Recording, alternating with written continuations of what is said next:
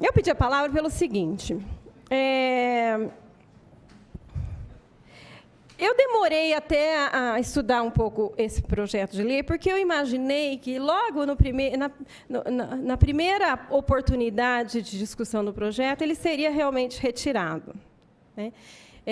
Quando nós vamos entender o que é a atribuição do Conselho de Usuários de Transportes de Passageiros do município de Bauru, na forma aqui da lei, nós entendemos que ele é um conselho que ele tem bastante atribuição, né? E o Conselho de Mobilidade é um outro conselho que é bem pesado. Então, eu entendo, né, que a necessidade dos dois conselhos funcionários, um cuidando daquilo que já é atribuição dele, e o Conselho de Mobilidade, que vem aí com essa atribuição pesada, que não está fácil, né? A mobilidade na cidade de Bauru tem muitos desafios. Bauru é uma cidade de um porte que já vem enfrentando aí problemas de cidade de grande porte, embora, né, nós tenhamos, em grande parte da cidade, um trânsito tranquilo, acho que somos privilegiados nesse sentido, mas temos grandes avenidas com grandes problemas de congestionamento e temos outras formas de mobilidade a serem discutidas, né? Usando tecnologias novos, usando ciclovias, ciclofaixas. Nós temos tantas situações a serem discutidas pelo Conselho de Mobilidade que nós entendemos que há a necessidade de termos os dois conselhos, né?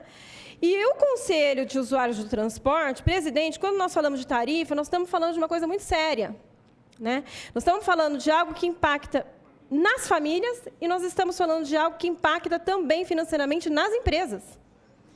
Porque hoje quem mais oferece transporte para o trabalho são as próprias empresas, né? Então, quando nós falamos de empresas que têm, por exemplo, aqui em Bauru, nós temos uma grande empresa que tem mais de 12 mil funcionários dentro da cidade, né? Bem localizado. Então, quando a gente fala de um impacto que, às vezes, aparece pequeno, mas quando a gente fala de um impacto mensal numa empresa desse tamanho, na hora que reajusta o valor do transporte, nós estamos falando de algo bem significativo, né? Então, essas discussões precisam ser discutidas por quem usa o transporte.